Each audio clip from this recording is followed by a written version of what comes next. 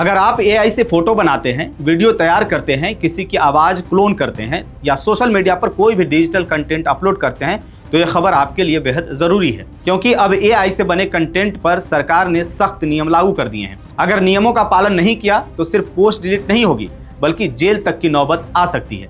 कैसे, चलिए जानते हैं।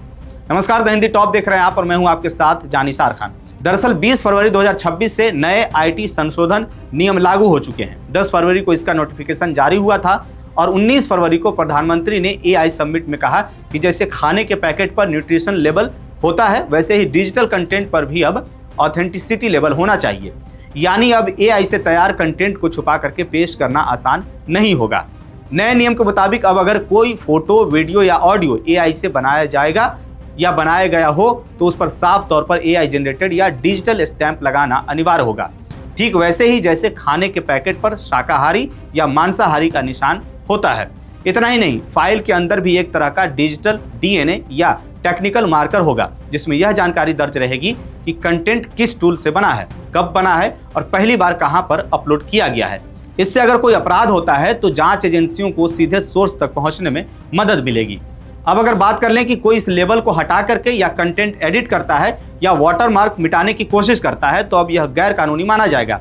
ऐसी स्थिति में पोस्ट डिलीट हो सकती है, अकाउंट सस्पेंड किया जा सकता है और मामला गंभीर हुआ तो कानूनी कार्रवाई भी हो सकती है। वहीं बता दें कि सरकार ने सिंथेटिकली जनरेटेड इंफॉर्मेशन यानी कि एसजीआई की नई परिभाषा भी दी है। अगर एआई से ऐसा कंटेंट बनाया गया जो असली जैसा दिखे और लोगों को गुमराह करे तो उसे एसजीआई माना जाएगा। हालांकि फोटो की ब्राइटनेस बढ़ाना, वीडियो कंप्रेस करना या सबटाइटल जोड़ना एसजीआई के दायरे में नहीं आएगा। लेकिन एआई से फर्जी मार्कशीट, सरकारी दस्तावेज, किसी नेता की नकली स्पीच या किसी की आवाज बना करके फैलाना सीधे कानून के तहत अपराध माना जाएगा। और सबसे सख्त प्रावधान उन मामलों में है जहां एआई का इस्तेमाल चाइल्ड पोर्नोग्राफी, अश्लीलता, धोखाधड़ी, हथियारों की जानकारी देने या किसी की छवि खराब करने के लिए किया जाता है। भारतीय न्याय संहिता यानी कि बीएनएस की धारा 336 के तहत एआई से किसी की नकल उतारने पर 2 साल तक की जेल हो सकती है। वहीं धारा 353 के तहत गलत सूचना से डर या नफरत फैलाने पर 3 साल तक की सजा का प्रावधान किया गया है। यानी मजाक में बनाया था जैसी दलील अब काम नहीं आने वाली है।